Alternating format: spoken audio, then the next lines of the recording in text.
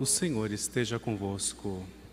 Está no meio de nós. Proclamação do Evangelho de Jesus Cristo segundo São Lucas. Glória a vós, Senhor. Naquele tempo, o Senhor escolheu outros 72 discípulos e os enviou 2 a 2 na sua frente, a toda a cidade e lugar aonde ele próprio devia ir. E dizia-lhes: a messe é grande, mas os trabalhadores são poucos. Por isso pedi ao dono da messe que mande trabalhadores para a colheita. Eis que vos envio como cordeiros para o meio de lobos. Não leveis bolsa, nem sacola, nem sandálias, e não cumprimenteis ninguém pelo caminho. Em qualquer casa em que entrardes, dizei primeiro: a paz esteja nesta casa. Se ali morar um amigo da paz, a vossa paz repousará sobre ele. Senão, ela voltará para vós. Permanecei naquela mesma casa, comei e bebei do que tiverem, porque o trabalhador merece o seu salário. Não passeis de casa em casa. Quando entrardes numa cidade e fordes bem recebidos, comei do que vos servirem, curai os doentes que nela houver, e dizei ao povo: o reino de Deus está próximo de vós. Palavra da salvação. Glória a vós, Senhor. Podemos nos sentar alguns instantes? Meus irmãos e minhas irmãs, nós podemos olhar para a nossa trajetória nessas 3 semanas de tempo comum já vividas. Nós estamos na 3ª, ainda vivendo, claro. E a proposta, nós já refletimos desta forma na segunda-feira, deste jeito, absorvendo cada final de semana. A proposta é chamado. Chamado sempre vai exigir de nós uma resposta. Na segunda-feira agora, que passou, refletíamos sobre a conversão de São Paulo. Ontem nós escutávamos também, ou melhor, a liturgia nos recordava 2 outros nomes importantes no início da caminhada cristã, que foi Timóteo e Tito, companheiros nas viagens de São Paulo, ou no exercício da missão do Cristo.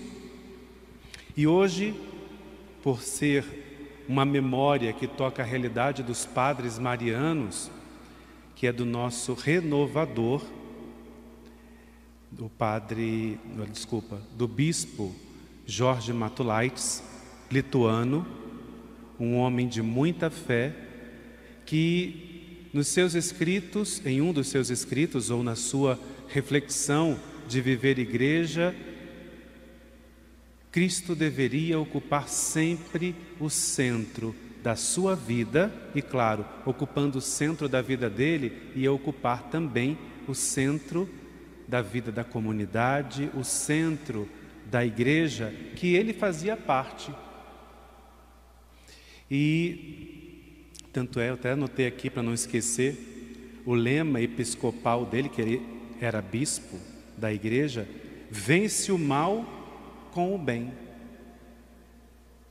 É interessante, quando eu me deparava com este lema episcopal dele, olhava para a realidade de hoje, do nosso tempo, quantas expressões de maldade existe na nossa sociedade, até mesmo entre nós. Às vezes é uma palavra que não é bendita naquele momento, às vezes é o julgamento, às vezes o olhar maldoso, a perversidade em si. Então, responder a todo esse mal fazendo bem. É interessante pegar, e é claro que a gente tem este homem como referência também. Por primeiro nós temos, não vou dizer por primeiro, porque senão a gente acaba excluindo ou deixando o outro como secundário, né?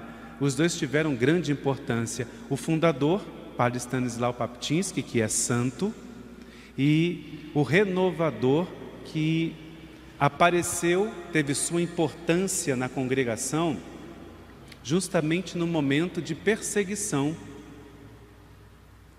O governo russo proibia o culto cristão. E ele, muitas vezes agindo de forma oculta, adentrou na congregação, que já estava para ser extinta. Se eu não me engano, tinha um membro naquela época, e ele, de forma oculta, ingressou na congregação e começou todo um trabalho de renovação das constituições, tudo de forma silenciosa. E hoje, até hoje, existe a congregação. E hoje nós louvamos a Deus pela disponibilidade daquele homem em fazer, mesmo no silêncio, a exemplo de Nossa Senhora, as coisas acontecerem. Até porque não precisa muito alarde para dizer que faz as coisas na construção do reino.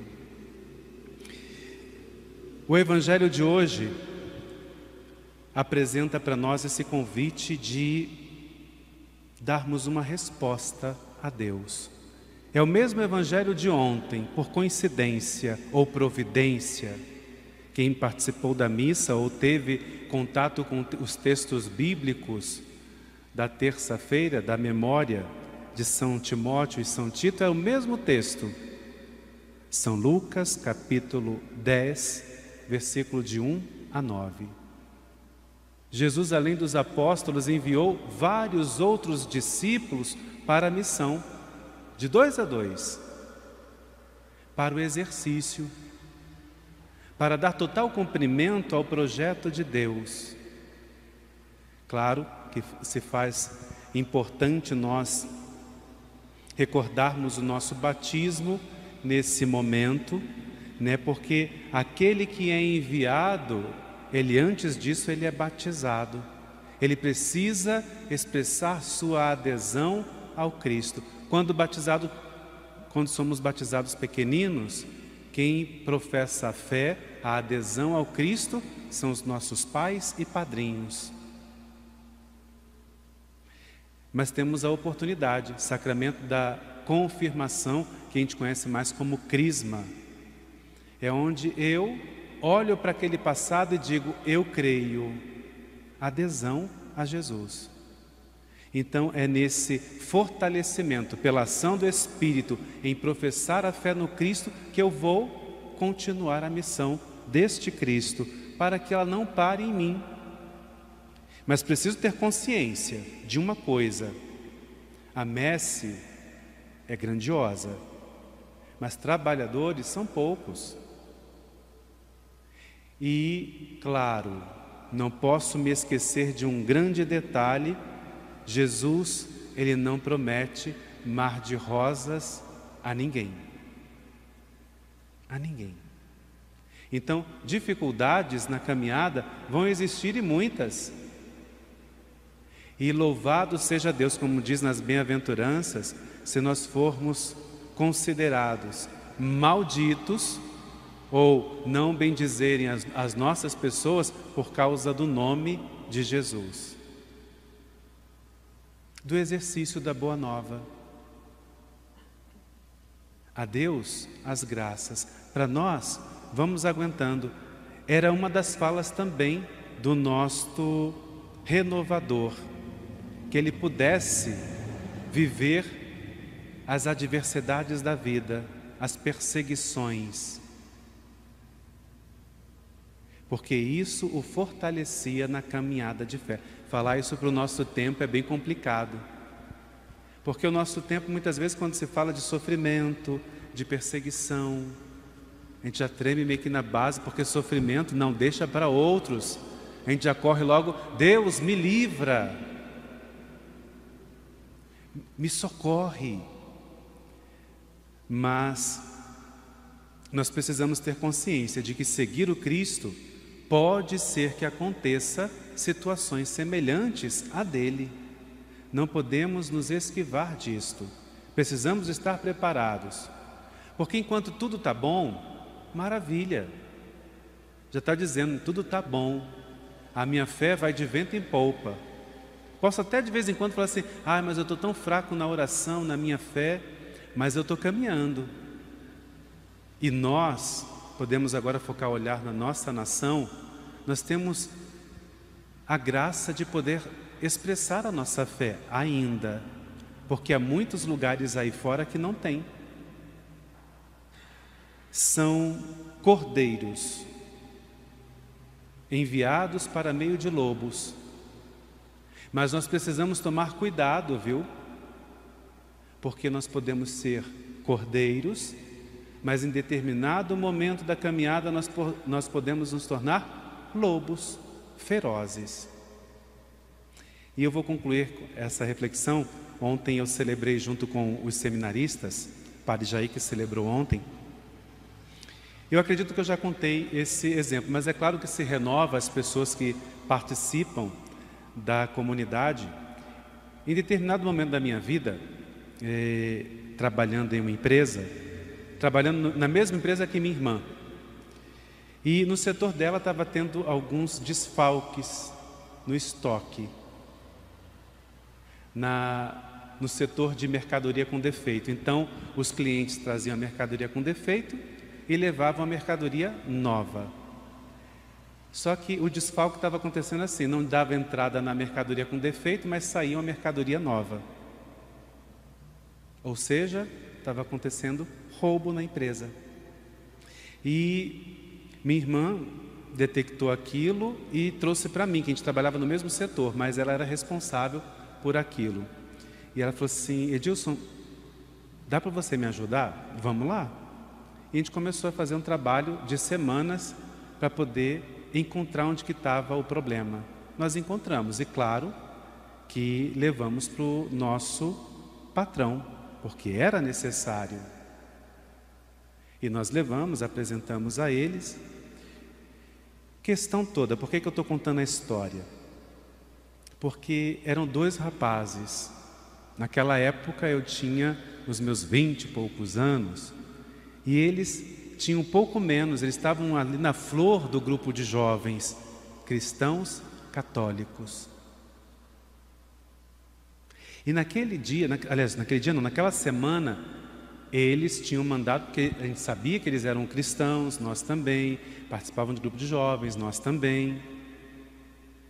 E aí eles mandaram, logo cedo, aquela mensagem como do bom dia, que hoje nós fazemos no WhatsApp. Eles colocaram lá, a messe é grande, mas os trabalhadores são poucos. Por isso pedi ao dono da messe que mande trabalhadores para a colheita.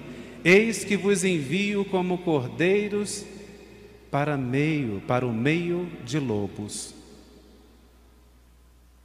Eles tinham mandado aquilo naquela semana. Quando foi dias depois, a polícia foi lá, porque o patrão, claro, chamou a polícia para levá-los. E foi um clima pesado aquele dia. Muito pesado. Eu estava para sair, para poder, já decidindo entrar no seminário. E grande foi a decepção deles quando souberam que tinha sido aqueles também que caminhavam, de certa forma, dentro da empresa como irmãos de caminhada. Por isso eu disse, tomemos cuidado, porque muitas vezes nós, nesse caminhar, podemos nos tornar lobos para os nossos irmãos. E nesse tempo em que vivemos, há muitas bandeiras que se levantam. E até mesmo entre nós, cristãos, há muita divergência. Eu vou pegar uma delas, que hoje eu estava fazendo a live e minha irmã já pegou e falou assim, que Deus possa olhar para que esse mal do aborto não possa recair sobre a nossa nação. E muitas vezes, eu estou usando apenas um exemplo das bandeiras que se levantam. Você pode imaginar N bandeiras que se levantam aí e que muitas vezes nós, eu acho que isso aqui não tem problema não. Mas isso aqui também, aquilo outro.